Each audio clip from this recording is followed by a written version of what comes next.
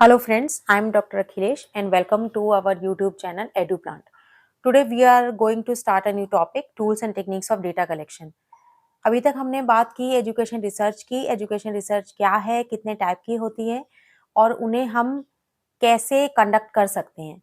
तो हम जब डिफरेंट डिज़ाइंस की बात कर रहे थे तो हमने देखा था कि अलग-अलग डिज़ाइंस जो होती हैं एजुकेशन रिसर्च की उसका उन पर उनके लिए हम जो डेटा कलेक्ट करते हैं तो वो हमें अलग डिफरेंट टाइप से करनी होती है। जैसे कि आप एक सर्वे अगर कंडक्ट कर रहे हैं तो आपको जो डेटा है वो अलग टाइप का डेटा चाहिए, या फिर अगर आप कोई केस स्टडी कर रहे हैं तो उसमें आपको पूरा डिस्क्रिप्टिव डेटा चाहिए। तो किस तरह का डेटा आपको रिक्वायर्ड है, इसके हिसाब से ही आपको अपना टूल या फिर जो टेक्निक है वो सेलेक्ट करनी पड़ेगी। So depending upon the nature of the required data, the researcher has to decide which tool will be appropriate under circumstance. So it is totally dependent upon the nature of the required data. अब कुछ जो tool होते हैं वो हमें descriptive data देते हैं और कुछ हमें क्वांटिटेटिव डेटा देते हैं। तो इसका मतलब ये है कि जो भी आपको डेटा चाहिए, जिस टाइप का, आपकी अगर कोई स्टडी है जिसमें आपको डिस्क्रिप्टिव डेटा की ज़रूरत है तो आप वो वाला टूल सेलेक्ट करेंगे जिससे कि आपको डिस्क्रिप्टिव डेटा मिलेगा। और अगर आपको कोई क्वांटिटेटिव डेटा चाहिए तो आप किसी इस तरीके के टूल या टेक्निक को ऑप्ट करेंगे जिससे कि आपका जो डेटा है वो क्वांटिटेटिव आपको डेटा मिल सके। अब डेटा कलेक्शन अगर आप करने जा रहे हैं तो आपका जो टूल है वो कैसा होना चाहिए, what are the characteristics and criteria for a good tool. तो ये जो हैं कुछ आपको पॉइंट्स दिए हुए हैं, ये जो कैरेक्टरिस्टिक्स हैं ये एक गुड टूल में होने चाहिए। जैसे कि हम एक-एक करके अगर हम बात करें, सबसे पहले वैलिडिटी, उसके बाद रिलायबिलिटी। अब वैलिडिटी, रिलायबिलिटी एक अपने आप में बहुत बड़े टॉपिक हैं जिनको कि हम बाद में भी आगे पूरा एक बड़े टॉपिक की तरह लेंगे। लेकिन अभी के लिए हम इसको बहुत ही शॉर्ट में यहाँ पे समझ लेते हैं कि वैलिडिटी का मतलब क्या होता है कि आपका जो टूल है, जिस पर्पज़ के लिए बनाया गया है वो पर्पज़ सॉल्व कर रहा है या नहीं। जैसे अगर आपने कोई टूल बनाया है जो कि किसी जो एक आपका सैंपल है उसके एटीट्यूड को देखने के लिए अगर आपने बनाया है तो वो एटीट्यूड ही मेजर करे। इसी तरीके से अगर हम रिलायबिलिटी की बात करते हैं तो रिलायबिलिटी बात करता है कंसिस्टेंसी की। तो कंसिस्टेंसी आपके जो टूल है वो आपको कंसिस्टेंट रिजल्ट देना चाहिए। इसका मतलब जो भी आपका जो टूल है वो ऐसा नहीं कि एक बार उसे जो किसी का स्कोर है वो 50 में से अगर 40 आता है और एक बार दोबारा से अगर हम उसी टूल को दें तो उस पर स्कोर उसका 30 आ जाता है या फिर 20 आ जाता है। तो अगर ऐसा कुछ है तो इसका मतलब कि आपका जो टूल है उसकी रिलायबिलिटी सही नहीं है या फिर उसकी बहुत ही कम रिलायबिलिटी है। तो रिलायबिलिटी का सीधा-सीधा मीनिंग है कंसिस्टेंसी। ऑब्जेक्टिविटी का मतलब क्या होता है कि जो भी आपका टूल है वो ऑब्जेक्टिवली मेजर कर रहा है जिसके लिए आपने वो बनाया है। ऐसा नहीं है कि सब्जेक्टिव उसमें व्यूज़ आ रहे हैं। तो अगर आप उसको आप मेजर कर रहे हैं या फिर और भी कोई रिसर्चर अगर उस टूल को यूज़ करता है तो उसमें जो स्कोर है वो ऑलमोस्ट सेम आना चाहिए। तो ऑब्जेक्टिविटी एक और क्राइटेरिया है। इसके बाद एडुकेसी, एडुकेसी की अभी हमने बात की। According to the nature of data which is required for your study, तो वो आपको देखना पड़ेगा कि कितना एडिक्वेट है आपका टूल आपकी स्टडी के लिए। दूसरा यूजेबिलिटी, तो यूजेबिलिटी का मतलब है कि जो भी आप टूल सेलेक्ट कर रहे हैं वो इजीली यूज किया जा सके। डिस्क्रिमिनेटिंग पावर इसकी होनी चाहिए and it should be interesting also. Now coming to the first tool of data collection, questionnaire. बहुत ही इंपॉर्टेंट टूल है क्वेश्चनेयर। और क्वेश्चनेयर क्या है, हम इसे कैसे यूज करते हैं? It is a systemic compilation of questions. तो जैसे नाम से पता चल रहा है, क्वेश्चंस का एक कलेक्शन है that is given to a sample from which information is required in return form. So most important is the return form. So questionnaire is always given when information is required in the written form। आपको कोई भी information अगर return form में चाहिए तो हम वहां पे क्वेश्चनेयर दे सकते हैं। और इसीलिए एक नॉर्मेटिव सर्वे जो रिसर्च होता है उसका ये बहुत ही इंपॉर्टेंट टूल बन जाता है। And it is use to gather information from widely scattered sources. अगर आपके जो सैंपल हैं जिनसे आपको जो आपका डेटा है वो कलेक्ट करना है वो बहुत ही एक बड़े एरिया में स्कैटर्ड है तो वहां पर आप क्वेश्चनेयर यूज कर सकते हैं। Types of questionnaire: first is structured questionnaire and non-structured questionnaire, second is closed and open। First अगर हम स्ट्रक्चर्ड और नॉन स्ट्रक्चर्ड की बात करें तो स्ट्रक्चर्ड जो क्वेश्चनेयर है उसमें क्या है, डेफिनेट आपके क्वेश्चंस होंगे, कॉन्क्रीट और डायरेक्टेड क्वेश्चन होंगे, मतलब फुल फ्लेज क्वेश्चन होंगे। जो भी आप उसमें पूछना चाहते हो वो पूरी फुल एक क्वेश्चन की फॉर्म में लिखा होगा। जबकि जो नॉन स्ट्रक्चर्ड है वहां पर क्या होगा, पार्शियली कंप्लीटेड क्वेश्चन होंगे। आप कह सकते हो कि इंटरव्यू गाइड की तरह होता है, नॉन डायरेक्टिव होता है। दूसरी फॉर्म जो है वो क्या है, क्लोज फॉर्म और ओपन फॉर्म। अब ये दोनों जो है इसमें क्या है, क्लोज फॉर्म में क्या होगा कि जो भी आपके क्वेश्चंस होंगे उसमें आपके जो आंसर्स होंगे वो आपको कैसे देने होंगे, चेक रिस्पॉन्सेज होंगे। मतलब आपको पहले से क्या होगा, वहां पर कुछ जैसे मल्टीपल चॉइस क्वेश्चंस होते हैं वैसे होंगे, जहां पर कि some options will be given and you will have to check or you will have to respond by selecting any one option।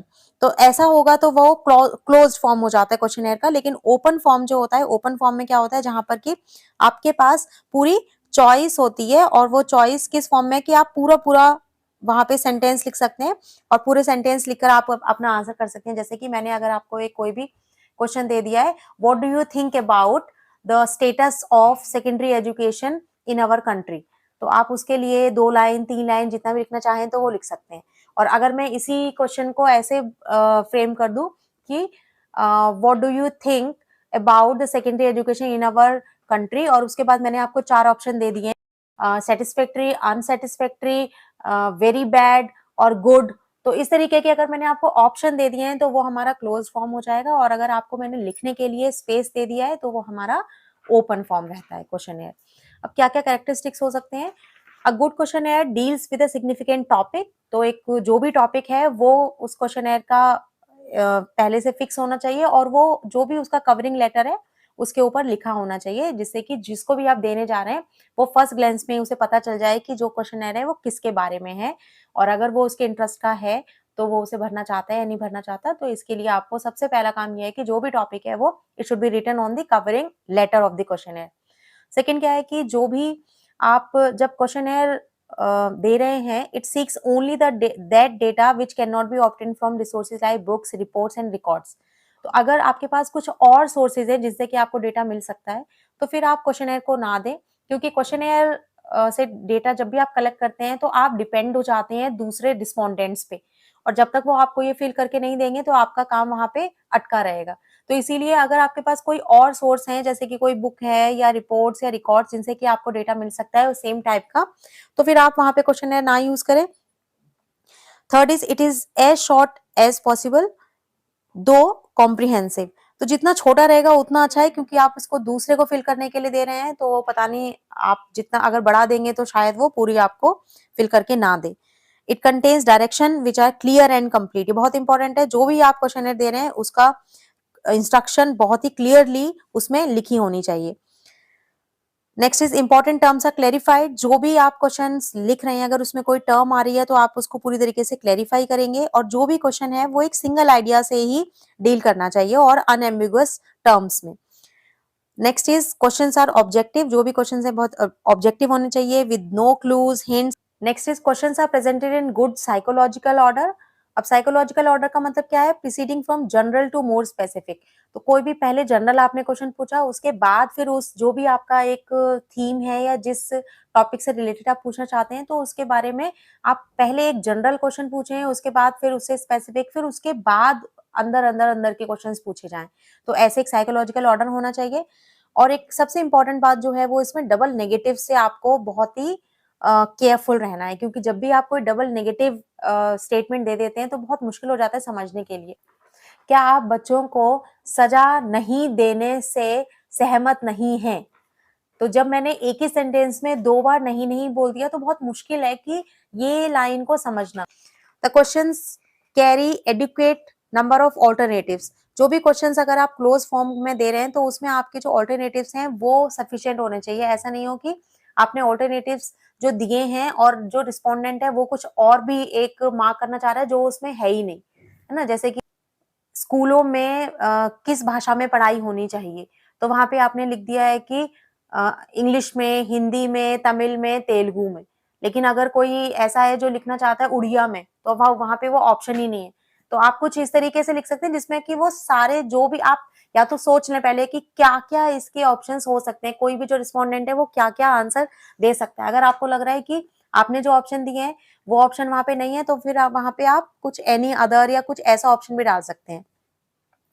अब क्या एडवांटेज है क्वेश्चनेयर यूज करने के, पहली चीज ये है कि बहुत इकोनॉमिकल रहता है, क्योंकि आप इसे एक साथ कई लोगों को भेज सकते हैं, तो इसीलिए ये बहुत इकोनॉमिकल है। It is easy to plan, construct and administer. When the subjects of study are scattered, ये हम पहले ही बात कर चुके हैं, जब बहुत दूर दूर लोग हों तो आप वहाँ आसानी से, आजकल तो गूगल फॉर्म है जिन जो कि ऑनलाइन भी भेजे जाते हैं, तो इसीलिए जरूरी भी नहीं है कि आपको वहाँ पे पर्सनली जाना पड़े, तो आप उसे मेल कर सकते हैं, आप उसको ऑनलाइन भेज सकते हैं, आप उसे कोरियर कर सकते हैं, तो बहुत आसान है क्योंकि सबको रिटर्न फॉर्म में देना है, आपको पर्सनली मिलने की जरूरत भी नहीं है। इट परमिट्स ग्रुप एडमिनिस्ट्रेशन, एक साथ आप कई लोगों को दे सकते हैं, तो ये एक इसकी बहुत अच्छी एडवांटेज है। Information of personal nature often may be obtain more readily bye means of questionnaire, अगर किसी की पर्सनल नेचर की कोई ऐसी इन्फॉर्मेशन है जो आपको शायद वो बोलकर ना दे पाए, कुछ हेजिटेट हो रहा हो आपके सामने वो कहने में, तो वो रिटर्न में दे सकता है। It places less pressure on the subject for immediate response, अब यहाँ पे क्या है, मैंने आपको दे दिया क्वेश्चनेयर, अब आपकी मर्जी है, आप उसे 1 दिन बाद, 2 दिन बाद, 3 दिन बाद, तो जब भी आपको देना, आपको लगता है कि आपके पास टाइम है, आप वो भर के दे सकते हो। So it places less pressure on the subject for immediate response. It may be used as a preliminary tool for conducting in-depth study later on by any other method. तो हम किसी भी स्टडी को अगर करने जा रहे हैं तो उसके लिए सबसे पहला जो एक टूल की तरह हम यूज कर सकते हैं क्वेश्चनेयर, जिससे कि एक आपको जनरल इंफॉर्मेशन मिल जाती है and based upon that information you can go for the further probing, और वो प्रोबिंग आप इंटरव्यू की हेल्प से, ऑब्जर्वेशन की हेल्प से कर सकते हो। The responses given by the subject are available in their own language and version, तो आप क्योंकि रिटर्न फॉर्म में दे रहे हो तो आप किसी भी लैंग्वेज के लोग को दे सकते हो उसकी लैंग्वेज में ट्रांसलेट करके, है ना। तो आपको ऐसा नहीं है कि अगर आपको उनकी लैंग्वेज नहीं आती है तो आप उनसे कोई इन्फॉर्मेशन नहीं ले सकते हैं, तो वो भी आप यहाँ पे कर सकते हो। अब इसकी कुछ लिमिटेशंस भी हैं, जैसे कि इसकी जो रिलायबिलिटी और वैलिडिटी है वो थोड़ी लो है ना। क्यों लो है? क्योंकि यहाँ पर हम जो भी आप जिसको भी क्वेश्चनेयर दे रहे हो तो वहाँ पे उसका जो भी व्यू है वो वहाँ पे लिखकर आपको दे सकता है, लेकिन आपके पास कोई भी ऐसा तरीका नहीं है जिससे कि आप क्रॉस चेक कर सको कि जो भी उसने वहाँ पे इन्फॉर्मेशन लिखी है वो कितनी वैलिड है, कितनी रिलायबल है ना। उसका जो भी मर्जी आएगा वो आपको वो लिखकर दे देगा। It gives a bias sample, bias sample किस चीज में, मतलब मैंने जब अपना क्वेश्चनेयर जिन जिन लोगों को दिया था उसमें से मुझे वही वापस मिलेंगे जो एक्चुअली उस क्वेश्चनेयर को फिल करने में इंटरेस्टेड थे, है ना, तभी तो उन्होंने फिल करके दिया। इसका मतलब ये है कि जो पहले से ही उनका एटीट्यूड कुछ उस टॉपिक के लिए पॉजिटिव था, तो इसीलिए यहाँ पर थोड़ा सा बायस सैंपल आने की एक चांस रहता है। The respondent who return the questionnaire may not constitute a representative, ये भी हमने वही डिस्कस किया। If the subject misinterprets a question or gives an incomplete indefinite response, nothing can be done, ये भी हमने भी बात की कि अगर कोई रिस्पोंडेंट है जिसको क्वेश्चन समझ नहीं आया है या फिर वो कुछ उसको गलत समझ के उसने अपना आंसर उसके अकॉर्डिंग लिख लिया है, अब क्योंकि हमारे पास जब आ रहे हैं क्वेश्चनेयर वो तब आ रहे हैं जब वो पूरे तरीके से फिल हो चुके हैं, है ना। तो यहाँ पर ये एक प्रॉब्लम है कि जो अगर कोई इंफॉर्मेशन किसी ने गलत दे दी है जानकर या फिर अनजाने में, तो अब आप उसको कुछ नहीं कर सकते। Next is the questionnaire is more और less rigid in its structure about complex emotional subject. कई बार क्या होता है, कुछ ऐसे इमोशनल सब्जेक्ट होते हैं जिनमें मतलब उनको रिटर्न में देना थोड़ा सा मुश्किल होता है ना, तो इसीलिए ये एक इसकी लिमिटेशन है। और बहुत सारी ऐसी चीजें जो कंट्रोवर्शियल इशू होते हैं वहां पर भी जो रिस्पोंडेंट है वो राइटिंग में देना पसंद नहीं करते हैं कि अगर मैं आपसे पूछूं आप अपने बॉस से खुश है या नहीं, और अगर नहीं है खुश तो क्यों नहीं है, तो अब जितने भी एम्प्लॉइज होंगे जरूरी नहीं है कि वो ये राइटिंग में दे दें, क्योंकि कभी भी उनको ये हो सकता है कि आप उस जो डेटा है उसका कहीं वो लीक हो जाए और पता चल जाए कि किसी ने क्या लिख के दिया था बॉस के बारे में, तो इसीलिए बहुत सारे लोग जो हैं वो ऐसे इश्यूज पर राइटिंग में देना नहीं चाहते हैं। Behaviour, gestures, reactions, emotions of respondent, they these things remain unnoticed, तो आपके सामने नहीं है क्योंकि रिस्पोंडेंट, तो आप उनके जेस्चर्स क्या हैं जब वो आंसर भर रहे थे और रिएक्शंस, इमोशन, इन चीजों को आप बिल्कुल ऑब्जर्व नहीं कर सकते, तो ये भी एक लिमिटेशन है। और इलिटरेट जो सब्जेक्ट्स हैं और जो बच्चे हैं, मतलब जो लिखना पढ़ना नहीं जानते हैं, वो कैसे आपका क्वेश्चनेयर फिल करेंगे, तो ये भी एक इसकी लिमिटेशन है, मतलब ये सिर्फ लिटरेट लोगों के साथ ही यूज हो सकता है। Next tool is rating scale. अब रेटिंग स्केल क्या है? Rating scale is a device for obtaining judgement of the degree to which an individual possess certain behavior traits and attributes not readily detected by objective test। कोई भी आपको एक judgement करना है कि किसी भी इंडिविजुअल में एक पर्टिकुलर ट्रेट कितना है, तो आप उसको कैसे करेंगे? रेट कर सकते हैं। तो ज़रूरी नहीं है किसी इंडिविजुअल के ट्रेट को ही हम रेट करेंगे, हम और भी बहुत सारी चीज़ों को रेट करते हैं। जैसे कि कई बार हम देखते हैं कि कोई भी एक इंस्टीट्यूशन है, तो वो भी आप रेट कर सकते हैं। आप किसी टीचर के पढ़ाने का तरीका जो है वो भी रेट किया जा सकता है। तो बहुत सारी चीज़ें हैं जो हम रेटिंग स्केल से रेट कर सकते हैं। और rating scale consist of a set of characteristics और क्वालिटीज टू बी जज्ड। जो भी आपको क्वालिटीज जज करनी है उनको हम पहले लिख लेंगे और उसके सामने क्या होगा, एक स्केल लिख लिया जाएगा। और वो जो स्केल है वो क्या बताएगा आपको, डिग्री, है ना, किस डिग्री तक वो एट्रीब्यूट, जो भी हम क्वालिटी की अभी हमने बात की, वो क्वालिटी कितना प्रेजेंट है, तो वो उसके सामने क्या होगा, एक स्केल लिखा होगा। स्केल का मतलब है कि आप अलग अलग उसमें जैसे कितना नंबर, वो स्कोर हो सकता है। जैसे अगर हम कहें कि अगर आप रेटिंग स्केल बना रहे हो किसी एक इंस्टीट्यूशन के लिए, इंस्टीट्यूशन को आप रेट करना चाहते हो, तो हमने उसका क्राइटेरिया ले लिया, जैसे कि वहां पे टीचिंग फैकल्टी। तो टीचिंग फैकल्टी के लिए आपने 5 स्टेटमेंट लिख ली, जैसे कि कितने नंबर ऑफ टीचर्स जो है वो प्रेजेंट है, उनकी क्वालिफिकेशन, और फिर उनके पढ़ाने का तरीका, कितना इनोवेटिव मेथड्स यूज करते हैं। तो ये सारे जो स्टेटमेंट्स हैं ये आपने लिख ली, और सभी के आगे आपने स्कोर देने के लिए वहां पे 5 पॉइंट रेटिंग स्केल आपने बनाया है, और उस पे आप 1 2 3 4 5, तो वहां अगर आप किसी को भी कहेंगे रेट करने के लिए, तो स्केल पे कहाँ पर वो उसे रेट करते हैं। तो कोई अगर सबसे मैक्सिमम करना चाहता है वो 5 स्कोर दे सकता है, जिसको लगता है कि मिनिमम है उस चीज में तो वो 1 दे सकता है। तो ऐसे करके हम रेटिंग स्केल पे रेट कर सकते हैं अलग अलग क्राइटेरिया को। अब क्या रिक्वायरमेंट्स हैं एक रेटिंग स्केल के अच्छे होने के लिए, तो यहाँ पर क्या, traits must be clearly defined.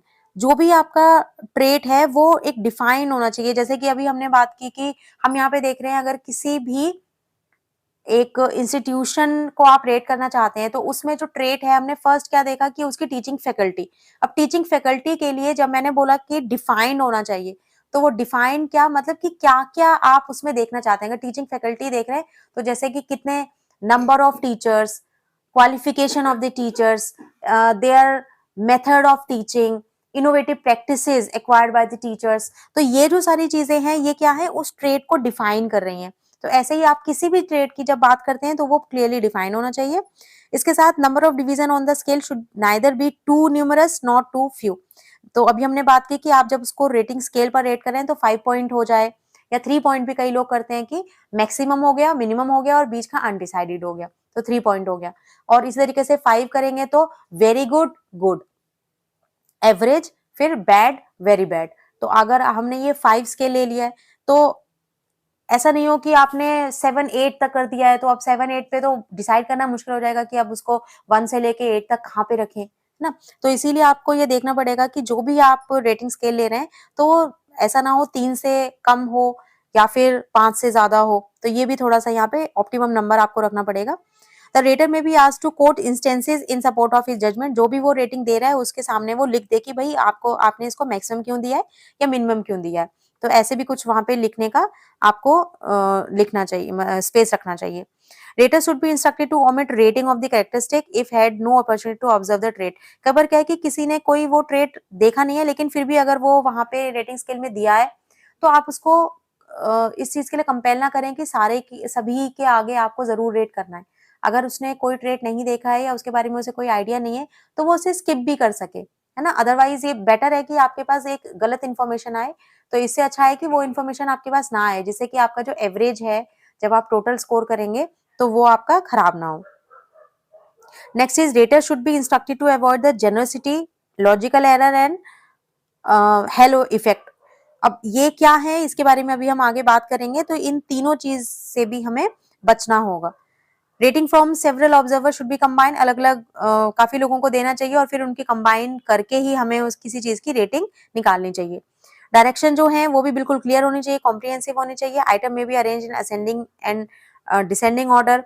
Well informed and experience person, जिनको आप रेट करने के लिए दे रहे हैं उनके पास कुछ एक्सपीरियंस होना चाहिए।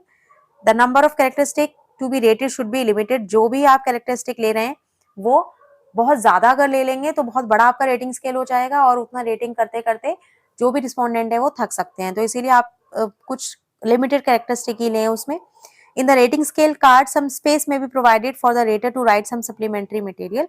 तो ये भी हमने बात भी की कि अगर कोई जो भी रेटिंग दे रहा है उसके सामने भी वो लिख सकता है कि उसका रीजन कि वो मैक्सिमम क्यों दे रहा है, और अगर उसके अलावा भी अगर उसको कोई पॉइंट लगता है कि जो उसे मेंशन करना है और जो कैरेक्टरिस्टिक की फॉर्म में या किसी और फॉर्म में अगर नहीं है रेटिंग स्केल में, तो वहां भी वो नोट कर सके. So there should be some extra space for these things. फिर रेटिंग स्केल का एडवांटेज क्या हो जाता है. रेटिंग स्केल हैज बीन, अब जो बहुत सारी चीजों की रेटिंग करने के लिए यूज किया जाता है, जैसे कि टीचिंग की, टीचर्स की रेटिंग आप इसे कर सकते हो. रेटिंग स्केल जो होते हैं वो हमारे these are also use for rating testing the validity of many objective instrument. Paper pencil inventories जो होती हैं उनको भी रेट करने के लिए हम यूज करते हैं रेटिंग स्केल का. इसके अलावा जो स्कूल अप्रेजल्स होते हैं, तो या फिर कोई कोर्स है या फिर जो भी कोई प्रोग्राम है, उनको भी हम रेट करने के लिए इनका यूज करते हैं. अब लिमिटेशन क्या है रेटिंग स्केल की. तो जैसे people differ markedly in their ability to make ratings. जैसे कोई चीज जो है वो हो सकता है मुझे बहुत अच्छी लगे और किसी और को वो बिल्कुल अच्छी ना लगे. तो जब रेटिंग की बात आती है तो रेटिंग जो है वो सब अपने अकॉर्डिंग देते हैं. तो इसीलिए यहाँ पे सबसे जो एक बड़ा लिमिटेशन ये हो जाता है कि सबकी अपनी चॉइस के हिसाब से वो रेटिंग दे रहे हैं ना, तो जरूरी नहीं है कि वो सब एक जैसी rating they. Second is immediate emotional reaction affect rating. आज मैं बहुत खुश हूँ इसीलिए आज मैं सबको अच्छे अच्छे नंबर दूंगी, है ना. तो ज्यादातर टीचर ऐसे होते हैं कि भाई बहुत अच्छे मूड में है तो आज तो सबको फुल फुल नंबर या फिर सबको आज पास कर देंगे, कोई आज मैं फेल नहीं करूंगी. तो बिल्कुल इसी तरीके से जब हम कोई रेटिंग करने बैठे हैं तो हम, अगर आज मेरा मूड अच्छा है तो मैं बिल्कुल फुल 5 में से 5, लेकिन अगर आज मेरा मूड खराब है तो फिर हो सकता है मैं बिल्कुल कम दे दूं. तो जो इमोशनल रिएक्शन है वो रेटिंग को अफेक्ट कर सकते हैं. इसके अलावा अगर सेल्फ रेटिंग कर रहे हो तो वो हमेशा क्या होता है, बहुत हाई, अपने आप को ज्यादा ही नंबर देने हैं. तो इस तरीके से कोई भी, कई बार क्या होता है कि जो रिस्पोंडेंट जो है अगर उसी के बारे में कोई रेटिंग हो रही है तो वो बहुत ज्यादा नंबर दे सकता है. या फिर अगर किसी ऐसे के बारे में रेटिंग हो रही है जिससे कि उसे थोड़ा सा कुछ एनवी है या जेलसी है, तो वो उसको बहुत ही कम भी रेटिंग दे सकता है. तो ये कुछ एक इसके लिमिटेशन है. इसके अलावा जो भी हमने बात की थी जेनोसिटी एरर और लॉजिकल एरर, वो देख लेते हैं क्या है. तो जेनरसिटी एरर जो है वो क्या है कि अब हम जब किसी को रेट करते हैं ना तो हम कहेंगे कि अरे इसको हम मिनिमम दे देंगे, या बिल्कुल पुअर कहना तो बड़ा बेकार लगता है, तो क्या करते हैं इसको एवरेज दे देते हैं. तो जेनरस हो गए, मतलब आपने क्या किया, उसको, आपको वैसे लग रहा था लो रेटिंग देना मतलब बहुत बेकार है, लेकिन अरे उसको बहुत खराब ना लगे, तो आपने क्या है थोड़ा सा जेनरस होते हुए उसको एवरेज में कन्वर्ट कर दिया. तो वहां पे आपकी ट्रू जो रेटिंग है वो नहीं आ पाएगी. और इसी का ही उल्टा क्या है, स्ट्रिंजेंसी. स्ट्रिंजेंसी में आपको कुछ मतलब हाई नहीं बिल्कुल देना चाहते, तो आप किसी से, किसी भी कारण से आप उसको क्या करते हैं कि हर एक चीज में लो रेटिंग कर देते हैं. ठीक है, तो ये आपका एक, ये भी आपकी रेटिंग को अफेक्ट कर सकता है. उसके बाद हेलो एरर जो होता है वो क्या होता है कि आपने एक दो जो पॉइंट है, आपने एक दो ट्रेड्स देखे और उसमें आपने कहा कि हाँ ये तो बहुत अच्छे हैं, बहुत अच्छे हैं, उसमें आपने 5 में से 5 दे दिए, 5 में से 5 दे दिए. उसके बाद फिर तीसरा जो आया वो भी आपको लग रहा है उसमें थोड़ा डाउट है, लेकिन आपको लगा कि नहीं बाकी तो सभी में बहुत अच्छा है, तो इसमें भी इसको 5 में से 5 ही दे देते हैं या 4 दे देते हैं. तो क्या हो रहा है कि बाकी ट्रेड्स की वजह से, जो आपके जिन ट्रेड्स में आपको कुछ आइडिया नहीं है या फिर जिन ट्रेड्स को आपको थोड़ा सा डाउट है, तो वहां पर भी आप क्या करते हो कि वो ज्यादा दे देते हो. तो हेलो एरर जो होता है वो यही होता है कि एक ट्रेड में हाई होने की वजह से, या फिर एक ट्रेड में क्योंकि कम आ रही है, सभी में आपने पहले जो किए हैं उनमें सब में कम कम कम कम आई है रेटिंग, तो अगला जो जिसमें कि वो डिजर्व भी अगर करता है हाई, तब भी आपने उसको लो कर दिया, क्योंकि बाकी 4 बार तो आपने उसको कम रेटिंग दिया हुआ था. तो इस तरीके से जो भी आपका एक जो जजमेंट है, मतलब एक स्टेटमेंट या एक ट्रेड पर जो जजमेंट है, जब वो दूसरे ट्रेड पर अफेक्ट करती है, वो हेलो एरर कहलाता है. तो ये एक एरर है. दूसरा क्या, सेंट्रल टेंडेंसी का. सेंट्रल टेंडेंसी क्या है कि आप किसी भी एक स्टेटमेंट के लिए या कोई क्राइटेरिया के लिए आप ज्यादा जजमेंटल नहीं होना चाहते हो, कि आप उसे टू बैड कहोगे तो भी आपको एक्सप्लेनेशन देना पड़ेगा कि आपको इतना खराब क्यों लगा, या फिर अगर आप कहते हो कि वेरी गुड, तो वेरी गुड के लिए भी शायद एक्सप्लेनेशन देना पड़े, तो क्या करो एवरेज एवरेज लिख दो. तो सेंट्रल टेंडेंसी में कई लोग क्या करते हैं कि जो भी आपका स्केल का मिड पॉइंट है, अनएक्सपेक्टेड, जैसे कि अनडिसाइडेड, तो ज्यादातर लोग क्या अनडिसाइडेड कर देंगे कि नहीं मैं, मतलब मुझे कुछ नहीं पता, ना मैं अच्छे की साइड हूँ ना मैं बुरे की साइड हूँ, अनडिसाइडेड है. तो ये सेंट्रल टेंडेंसी भी होती है, तो यहाँ पर भी आपका ये एक लिमिटेशन रेटिंग स्केल का. लॉजिकल एरर क्या है कि जो भी आपने उसमें गुड बैड और जो भी एडवर्ब्स लिखी हैं, कई बार क्या है कि वो अच्छे से ना कन्वे नहीं होती है, मतलब गुड और बैड मतलब आप क्या कहना क्या चाह रहे हैं, गुड का मतलब क्या कितना गुड, किसको आप गुड किसको कहेंगे, है ना। जैसे कि अगर मैं कहूँ कि किसी टीचर का टीचिंग मेथड आपने लिख दिया गुड बैड और अनडिसाइडेड, तो अब आपको ये नहीं समझ आएगा कि गुड का मतलब क्या। तो गुड में ना सब अपना अपना अलग इंटरप्रिटेशन निकाल सकते हैं। जैसे कि अगर कोई टीचर है जो बच्चों को बिल्कुल डांटता नहीं है, बिल्कुल और बिल्कुल मतलब ज्यादा इंटरेक्शन नहीं करता, लेकिन अपने बहुत अच्छी टीचिंग जो भी है वो बहुत अच्छा एक्सप्लेन करता है, तो उसी को वो कहेगा कि हाँ ये इसको मैं गुड मानता हूँ, तो गुड कह दिया। लेकिन कोई दूसरा है अगर उसी को वो ये कहे कि नहीं वो टीचर का जो काम है वो तो बच्चों से इंटरेक्शन करना है, तो इंटरेक्शन यहाँ पे नहीं हो रहा, वो चाहे कितने भी अच्छा एक्सप्लेन करे, लेकिन अगर टू वे कम्युनिकेशन नहीं हो रहा, इसका मतलब कि मैं तो इसे बैड मानूंगा, तो वो बैड कर देगा। तो यहाँ पर क्या है कि ये लॉजिकल एरर है, मतलब कि जो भी रेटिंग स्केल है उसमें जो रेटर जो है वो उसको अब क्या मतलब वो कन्वे करना चाह रहा है, तो ये थोड़ा सा यहाँ पे मुश्किल हो जाता है। जो भी एडजेक्टिव एडवर्ब है उसका यूनिवर्सल मीनिंग नहीं है गुड और बैड का, तो ये एक इसकी लिमिटेशन है। नेक्स्ट आता है एटीट्यूड स्केल। अब एटीट्यूड स्केल जो है it has been design to measure attitudes of subjects और अ ग्रुप। अब किसी भी एक इंडिविजुअल का एटीट्यूड जानने के लिए या फिर एक ग्रुप का एटीट्यूड जानने के लिए हम एटीट्यूड स्केल का यूज करते हैं। थ्रस्टर ने इसको कैसे डिफाइन किया है, it is the degree of positive और negative affect associated with some psychological sub object. तो कितना किसी चीज के बारे में आप पॉजिटिव सोचते हैं या फिर नेगेटिव, तो ये इसको हम एटीट्यूड स्केल से मेजर करते हैं। और हमारे पास कुछ एटीट्यूड स्केल्स हैं, जैसे लिकर्ट स्केल है, गटमन स्केल है, थर्स्टन स्केल है, सिमेंटिक डिफरेंशियल स्केल है। तो ये सारे जो हैं ये कुछ एटीट्यूड स्केल्स हैं। और अब एटीट्यूड स्केल्स में क्या कैरेक्टरिस्टिक होने चाहिए, जैसे it provides a quantitative measure on a unidimensional scale of continuum. कोई भी आप क्योंकि एटीट्यूड स्केल जो है वो आपको क्वांटिटेटिव मेजर देता है एटीट्यूड का, तो क्वांटिटेटिव मेजर जो दे रहा है वो आपको हेल्प करता है उसे स्कोर करने के लिए, तो स्टैटिस्टिकल टूल वहां आसानी से आप लगा सकते हो। It uses statement for extreme positive position to extreme negative position. तो बहुत इसमें इसी तरीके से 5 पॉइंट स्केल पर होता है ये, स्ट्रांगली एग्री से लगा के स्ट्रांगली डिसएग्री तक। तो इन 5 में आपका कहाँ पे आपका एटीट्यूड लाई कर रहा है, तो स्ट्रांगली डिसएग्री है, एग्री है, अनडिसाइडेड है, या फिर डिसएग्री कर रहे हो या स्ट्रांगली डिसएग्री। तो इस तरीके से आपके हर एक स्टेटमेंट पर जो भी आपने टिक किया है उसके हिसाब से आपका जो स्कोर है वो टोटल कर लिया जाता है, जिससे कि हम एटीट्यूड आपका क्या है वो स्कोर के बेसिस पे पता लगा सकते हैं। इट इज यूजली स्टैंडर्डाइज, और स्टैंडर्डाइज होता है इसमें नॉर्म्स होते हैं पूरे, और ये जो है ये किसी का भी एटीट्यूड को बहुत ऑब्जेक्टिवली मेजर करता है। मतलब आप उससे सीधे पूछ नहीं रहे हो, अगर आप किसी से भी पूछोगे कि आपका इस चीज के लिए एटीट्यूड क्या है, तो वो हमेशा सोशली एक्सेप्टेड जो बिहेवियर है वही बताएगा। अगर आपने पूछा कि कोई ऐसी चीज जो सोशल सोसाइटी में ज्यादा एक्सेप्टेड नहीं है, और आप पूछोगे कि इसके लिए आपका एटीट्यूड क्या है, तो वो बोलेगा कि नहीं नहीं मुझे तो बिल्कुल पसंद नहीं है ये, और उसका जो एटीट्यूड आप बताओगे वो नेगेटिव शो करेगा अगर आप उसे डायरेक्टली पूछते हो। लेकिन अगर आप उसे एटीट्यूड स्केल देते हो तो वहां पर क्या होता है, आपने उसी एटीट्यूड को मेजर करने के लिए बहुत सारी स्टेटमेंट लिखी है, जो कि बहुत मुश्किल है उसको एक तरीके से, मतलब आप क्या कर रहे हैं कि उन स्टेटमेंट पे वो क्या आंसर देगा उसके थ्रू आप उसका एटीट्यूड जान रहे हैं ना। तो यहाँ पर हम कोशिश कर रहे हैं कि डायरेक्टली नहीं पूछ रहे हैं हम, और इनडायरेक्टली हम इन्फर करने की कोशिश कर रहे हैं उसका एटीट्यूड। तो ये ऑब्जेक्टिव एक आपको स्कोर देता है। अब एटीट्यूड स्केल की क्या लिमिटेशन है, इंडिविजुअल में express socially accepted opinion and conceal his real attitude. ये अभी हमने बात की कि अगर मैं बहुत ही एक्सपर्ट हूँ इन चीजों में, मुझे पता है कि ये मेरा एटीट्यूड जानना चाह रहे हैं किसी एक पर्टिकुलर चीज के लिए, और तो मैं सभी स्टेटमेंट जो है वो मेरा एटीट्यूड क्या है उसको छोड़कर मैं वो आंसर करूंगी जो कि मुझे लगता है कि समाज में सबसे ज्यादा लोग उससे सहमत होंगे। An individual may not have confronted with a real situation to judge himself or may not be clearly aware of the real attitude।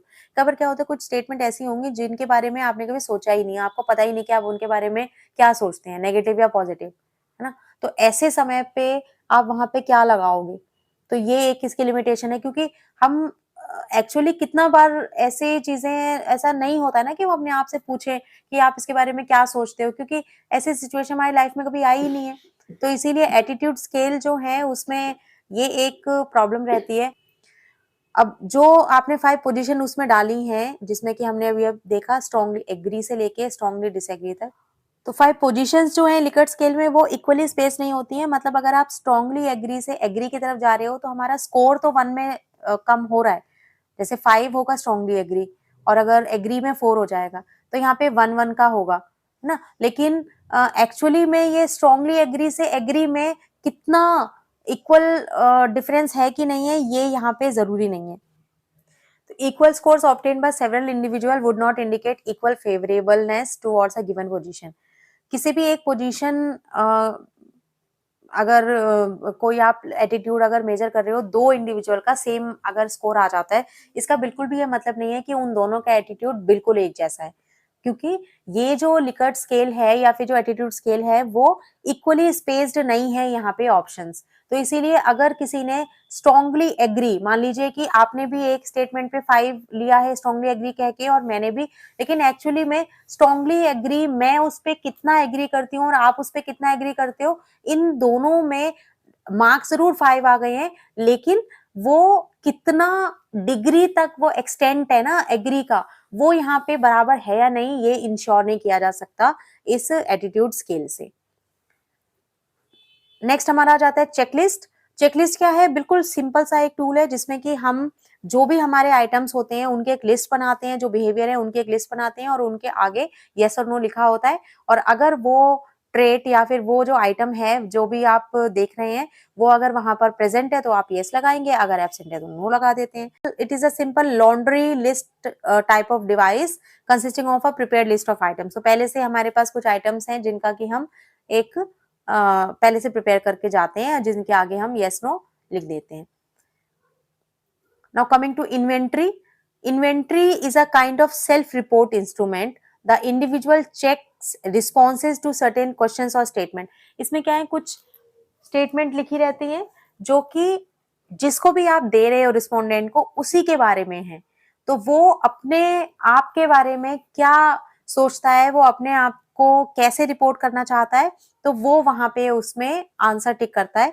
Inventories yield score which are assumed or have been shown to measure certain tendencies or traits.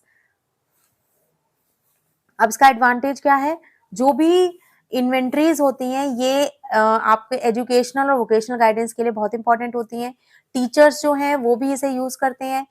Individuals as well as group administration is possible. आप एक साथ बहुत सारे लोगों को भी inventory दे सकते हैं, वो उसे भरकर आपको दे सकते हैं। Personality inventories have been prove valuable in diagnosis in clinical situation.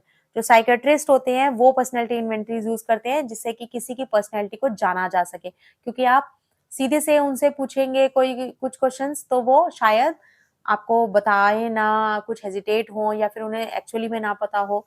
तो इसीलिए पर्सनैलिटी के जो डिफरेंट एस्पेक्ट्स हैं उनसे रिलेटेड हम बहुत सारे स्टेटमेंट्स जो हैं वो इन्वेंट्री में लिख देते हैं, और उनको आंसर मतलब वेरियस सिचुएशंस लिख देते हैं। जैसे कि अगर अंधेरा है तो आप अंधेरे में कैसा फील करेंगे, तो इस तरीके से फिर आप उसमें ऑप्शन दे देंगे। तो ऐसे करके आप बहुत सारी सिचुएशन लिख देते हैं और उसमें उनका क्या रिएक्शंस होंगे, क्या बिहेवियर होंगे, तो वो जब भर के पूरा देते हैं उसको एनालाइज करने के बाद हम उनके पर्सनैलिटी को इन्फर कर सकते हैं। तो इस तरीके की कुछ इन्वेंट्रीज जो हैं वो यूज होती हैं साइकेट्रिस्ट के द्वारा। And inventory is not very much time bound, और ये टाइम बाउंड बिल्कुल भी नहीं होता, जितना टाइम चाहे कोई भी रिस्पोंडेंट ले सकता है। For administering the inventory 10 personal is not required. कोई भी इस इन्वेंट्री को यूज करके डेटा कलेक्ट कर सकता है। अब इसकी लिमिटेशन क्या है कि अगर कोई इंडिविजुअल भरना नहीं चाहता, अपनी कोई भी कोई रिएक्शन जो है वो एक्यूरेटली नहीं देना चाहता है, तो फिर वहां पे आप कुछ नहीं कर पाओगे। क्योंकि अगर मैं जान के फेक अपनी आइडेंटिटी दिखाना चाहती हूँ, फेक अपनी पर्सनैलिटी, तो मैं हर एक क्वेश्चन का आंसर एक्चुअली में मैं क्या फील करती हूँ और मैं क्या प्रोजेक्ट करना चाहती हूँ, तो मैं जो भी चाहती हूँ कि आपको ऐसा दिखे, तो इसीलिए मैं अपने रियल आंसर्स ना उस पर टिक करके कोई दूसरा आंसर वो टिक कर सकती हूँ जो मैं चाहती हूँ कि आपको वैसा ही लगे मेरे बारे में। So this is all about tools of data collection. Techniques क्या है डेटा कलेक्शन की, उसकी बात हम सेकेंड पार्ट में करेंगे। So thank you for watching the video. अगर आपको वीडियो पसंद आई हो तो लाइक करें, चैनल को सब्सक्राइब करें और अपने फ्रेंड्स के साथ शेयर करें। और कोई भी क्वेरी हो तो आप कमेंट बॉक्स में लिख सकते हैं। Thank you.